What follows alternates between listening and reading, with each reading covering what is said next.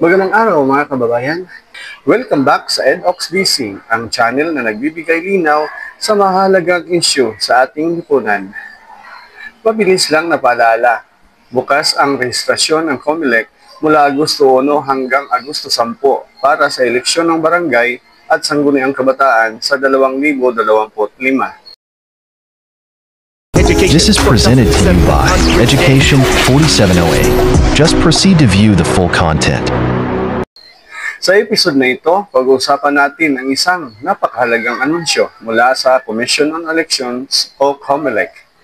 Narito ang kailangan mong malaman kung saan at paano magparehistro. Ang voters registration period ay mula August 1 hanggang August 10, 2025 bilang paghahanda sa barangay at sangguniang kabataang eleksyon ngayong December 1, 2025. Alam po nating karamihan sa inyo ay nakarehistro na para sa halalan sa Mayo 2025, pero iba po ito. Ang August registration na ito ay particular na nakalaan para sa mga nais bumoto sa darating na BSKA o Barangay and SK election ngayong December 1, 2025. Ito ay bahagi ng special resumption of continuing registration ng COMELEC para tiyakin na walang maiiwang sektor sa halalan. Ang voters registration ay magaganap mula August 1, Biyernes, hanggang August 10, Linggo, 2025. Open ito daily mula 8 o'clock a.m. hanggang 5 o'clock p.m. Kabilang ang Sabado, Linggo at holidays. Mga kwalipikadong aplikante. Sino ang mga ito? Una, first-time voter sa barangay o SK level. Pangalawa, transfer applicant pero hindi local transfer. Pangatlo, reactivation ng deactivated na pangalan. Pang-apat, correction of entry tulad ng maling spelling ng pangalan. Pang-lima, change of name or civil status. At pang-anim, updating ng record para sa senior citizen, PWD, IP indigenous people, at iba pang vulnerable sectors. Ang local transfer of registration ay hindi po tatanggapin sa panahong ito. Kung kayo po ay lilipat ng presinto o barangay, hindi ito covered ng August registration period. Narito ang mga lugar kung saan maaari kayong magtungo para magparehistro. Una, Office of the Election Officer or OEO. Sa inyong mismong bayan, lungsod o distrito. Maaring pumunta sa OEO upang magparehistro. Bukas ito mula alas 8 ng umaga hanggang alas 5 ng hapon. Halimbawa, sa Maynila, matatagpuan ang OEO sa Manila City Hall, Annex o sa SM Manila. Sa Quezon City naman, may OEO sa bawat distrito sa loob ng Quezon City Hall Complex. Sa Cebu City, nasa COMELEC office sa Capitol Compound ng OEO. Sa Davao City, matatagpuan ang OEO Davao at COMELEC Field Office malapit sa Sangguniang Panglungsod. At sa Cagayan de Oro, andyan ang COMELEC CDO sa City Hall grounds. Pangalawa, Register Anywhere Program or RAP na available mula August 1 hanggang 7 lamang. Para ito sa mga nasa National Capital Region, Calabarzon at Central Luzon. Pwede kayong magparehistro kahit hindi kayo residente ng lugar. Basta dalhin lang ang tamang requirements. Nagsasagawa ito sa malls at public venues gaya ng sa NCR, SM Mega Mall, SM North, EDSA at Robinsons Manila. Sa Calabarzon, SM Dasmariñas, Robinsons Lipa at SM Calamba. At sa Central Luzon, SM Pampanga, SM Olongapo at Walter Mart Cabanatuan. Pangatlo, meron ding online email registration mula August 1 hanggang 7 lamang. Pero para lang ito sa mga sumusunod, reactivation, correction of entry, at updating ng status tulad ng PWD, senior o indigenous people. I-email ang inyong aplikasyon sa Office of the OEO email ng inyong lungsod o bayan. Halimbawa, manila.oeo@comelec.gov.ph or quezoncity.oeo@comelec.gov.ph. Kailangan din i-attach ang filled out CEF-1 form at valid ID.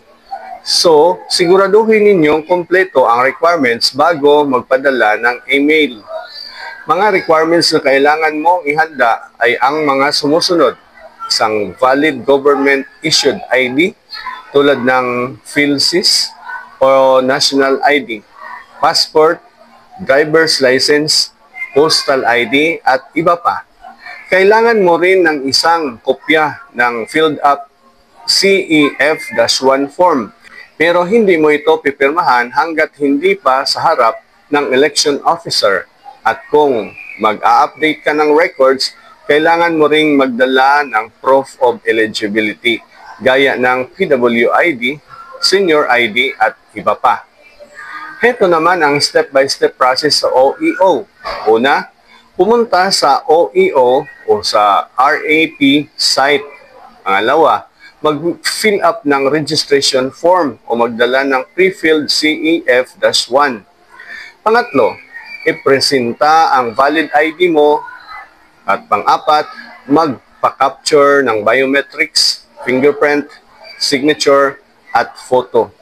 At panghuli, bibigyan ka ng acknowledgement receipt. Simple lang, di ba? Ang barangay at SK election ay isa sa pinakamahalagang halalan sa lokal na antas. Ang mga nananalo rito ang pinaka-accessible sa komunidad. Tanod, barangay captain, SK chairperson at councilor. Ang pagboto ay hindi lamang karapatan. Ito ay responsibilidad upang matiyak na tapat, may kakayahan, may malasakit ang ating mga leader. Mag-ingat sa mga nagpapanggap na fixer o tumanggap ng bayad kapalit ng prioridad sa linya o registration. Libre lang po ang voters registration, wala pong bayad. Para sa karagdagang impormasyon, bisitahin ang www.comelec.gov.ph o ang opisyal na social media pages ng Comelec. Muli, mga kababayan, huwag palampasin ang pagkakataong ito. August 1 hanggang August 10 lang ang voters registration para sa barangay at SK election ngayong December 1, 2025. Ipaglaban natin ang karapatang bumoto. Kaunting dagdag na pagninilay mga kababayan. Habang ang Comelec ay puspusan sa paghahanda at pagbubukas ng registration mula August 1 to 10, 2025 para sa BSKA, ngayong December 1, tila may nagbabadyang ulap ng pagkaantala sa halalan. Alam nating naka-enroll na sa Malacanang ang panukalang batas na nagpo-postpone muli sa barangay at SK election. Ngayon ay tinutulak itong ilipat sa Nobyembre 2026. Isa itong malinaw na sinyalis na maaring maonsyami ang lahat ng paghahandang ginagawa ngayon mula sa voters registration, printing ng balota, procurement ng election supplies, hanggang sa final training ng electoral boards. Ito'y hindi na lang simpleng administrative adjustment, ito'y may political undertone habang patuloy ang mga mababatas sa pagpapaliban ng barangay elections, hindi may kaila na ito ay maaring bahagi ng mas malalim na political maneuvering, lalo na kung titingnan natin ang issue sa Senado tungkol sa leadership, pati ang posibilidad ng paggamit ng postponement bilang paraan ng pampolitikang negosasyon sa gitna ng Duterte-Marcos dynamics. Sa puntong ito, ang tanong, bakit pa pinuporsige ng Comelec ang registration at preparasyon kung malaki ang posibilidad na ipagpaliban ang mismong eleksyon? Ito ba'y para ipakitang sumusunod lang sila sa mandato maliban kung magbago ang batas? O isang paraan upang manindigan na tuloy ang halalan hanggat walang pirma ng Pangulo? Para sa ating mamamayan, lalo na sa mga unang beses palang buboto sa SK, napakasakit na makita ang pag-asa na muling mapagkaitan. Ang mga nagpakahirap magparehistro, nagbiyahe, pumila at kumpleto ng requirements, baka mauwi sa wala ang kanilang effort. Sa barangay level, extended pa muli ang panunungkulan ng mga opisyal na hindi epektibo. O baka nawawalan na ng malasakit sa serbisyo dahil alam nila hindi sila agad maihalili. That's a form of disenfranchisement in itself. Kaya mahalaga ngayon ang transparency at accountability. Kung ipagpapaliban muli ang eleksyon, dapat may malinaw na paliwanag. Ito ba'y dahil sa logistical challenge, budget issue, o sadyang pampolitikang diskarte? At para sa mga rehistrado, huwag mawalan ng pag-asa. Ang registration ay hindi nasasayang. Itinataya mo ang iyong karapatang bumoto at kahit pa maorong ang eleksyon, mananatili kang may tinig sa susunod na halalan. Ngunit ang tanong sa dulo, hanggang kailan tayo magpapaliban? Hanggang kailan tayo maghihintay ng tunay na pagbabago sa pamahalaang pinakamalapit sa taong bayan? Kung nakatulong sa inyo ang video na ito, huwag kalimutang i-like, share at subscribe para sa iba pang makabuluhang content.